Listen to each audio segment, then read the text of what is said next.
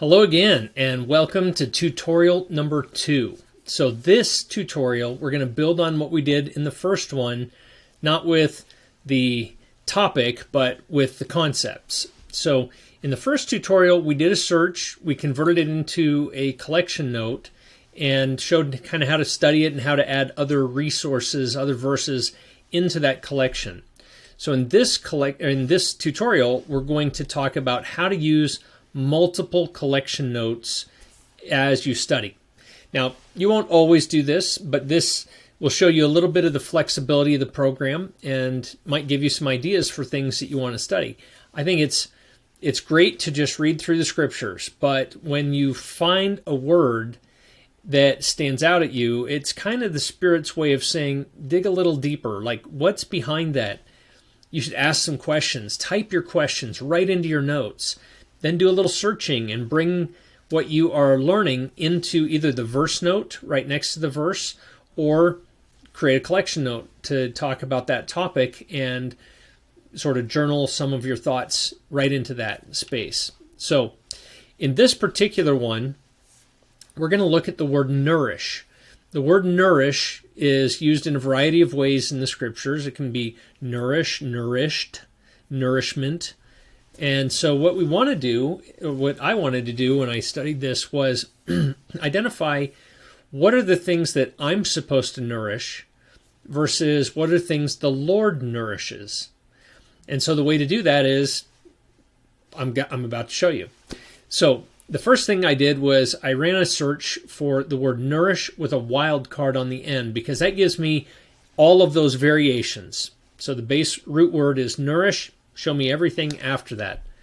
And so I've got 86 verses here, and you can see on the left, some of those are in there's quite a few in the Apocrypha, a couple in the Book of Enoch, Parley P. Pratt again. For my next tutorial, maybe I'll modify my library a little bit so it doesn't show all those. But you can, whatever you have in your library, it's going to find. So now what do you do? So the thing that I did is I created a collection note from this, but I don't have to. If I have a study session going on, I don't have to create a collection note for everything. I can study right from the search pane. And I could go right down my search results next to a chapter I'm reading and just say, okay, what do I see here? Is there anything here giving me a clue about this verse that I'm reading right now? Oh yeah, here's a verse. I'm going to make a cross-reference between them, type some notes, and maybe that's good. Maybe that's all I want to do.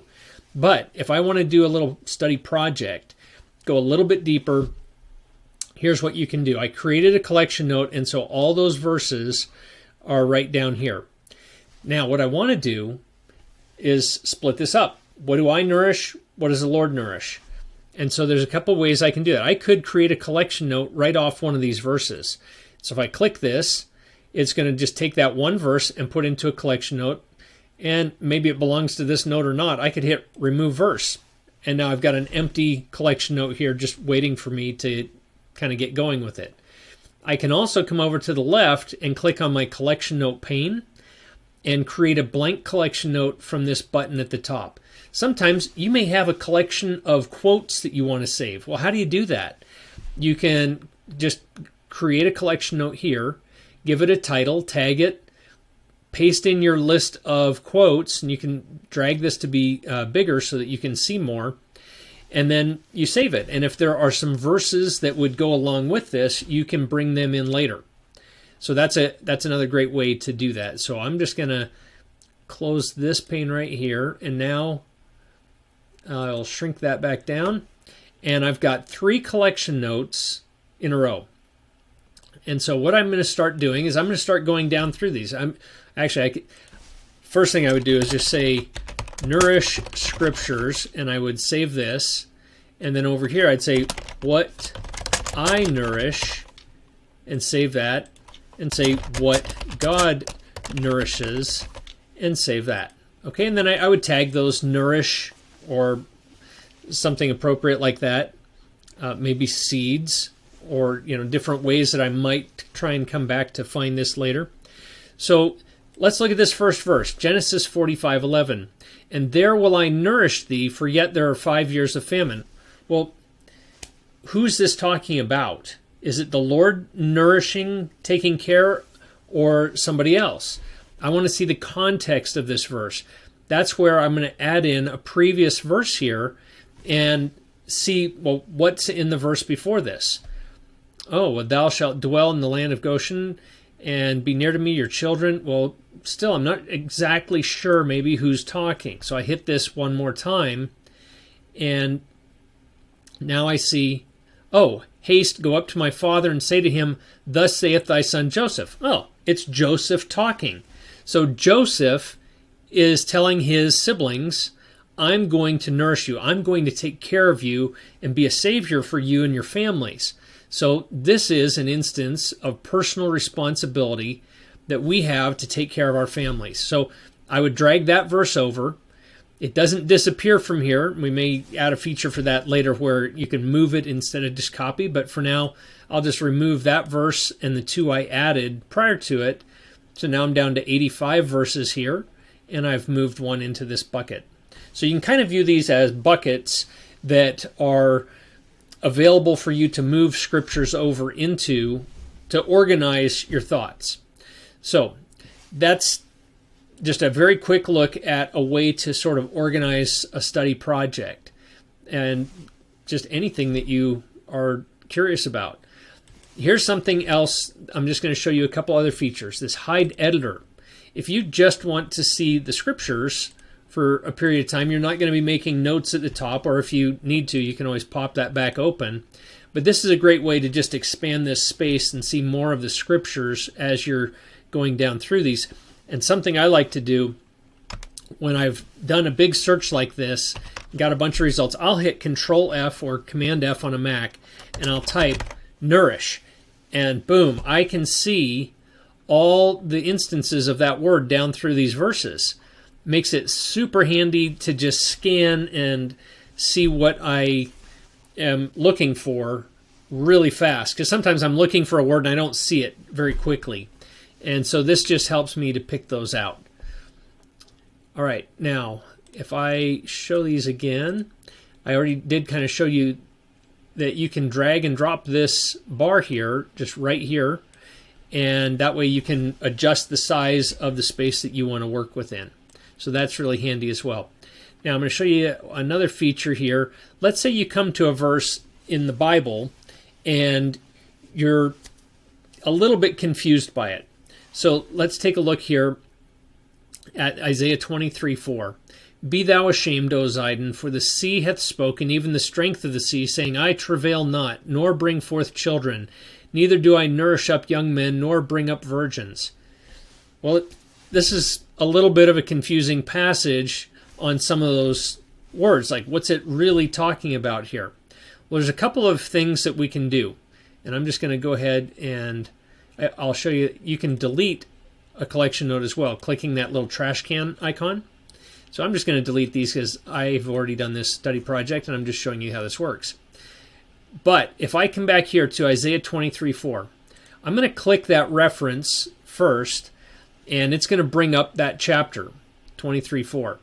In this chapter, there are some resources. If you click this button, and you can see there's a few here, and we're adding more all the time. And now you can click, for example, and go into Isaiah Institute, just as one example. This is a fantastic website that has another translation of Isaiah. This is by Abraham Gileadi. You can see the Isaiah Institute translation itself. That clicking that note button actually took you to the commentary right here. And so you can see a different translation of that verse and the commentary. You may study that as a resource, come back here and make some notes. You can also play the audio from here, and I'll just show you the audio and the video. They all pop up like this in a little window so that you can either listen to or watch additional resources. So I'm going to go ahead and close those. When these do come up, I like to put these, drag this pane all the way to the left of my screen so it doesn't interfere with what I'm doing as I add panes. That keeps it way off to the left, and I can just, if your keyboard has a play pause button, that will work on this so that you can hit play and then just pause and play again right from your keyboard, which is super handy.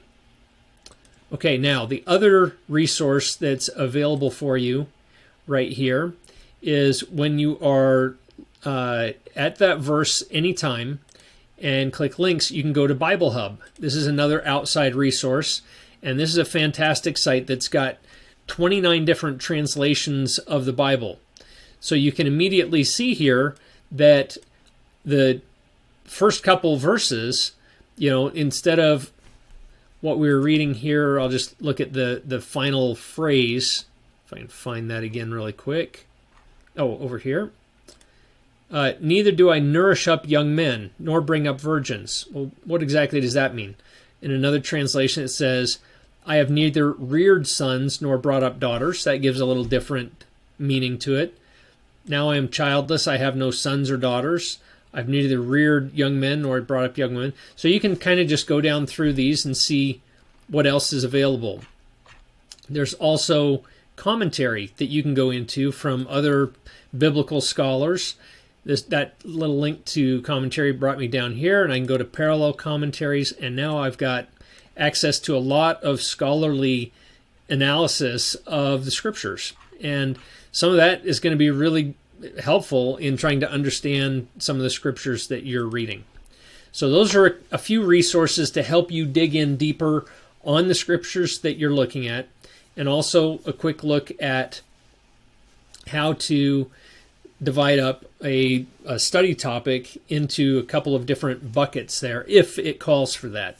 A lot of times it might not, and I will just, if there's like sort of mini buckets within it, different questions I'm asking, I'll just put, like I showed in the last video, I'll just do question 1, question 2, and then as I go down through those verses, I'll answer it. And if I need to, I'll do additional searches. But those are some things that you can do. I would just encourage you now, as your homework from tutorial 2, to pick out a topic, do a search for it, try and divide it up into a couple of different buckets like that. And as you go, remove the scriptures either from the search pane like this, where you're just looking at them here and you're dragging and dropping them into your buckets, or create a collection note and do the same thing just like I showed. So that's it for this tutorial. I'll see you next time.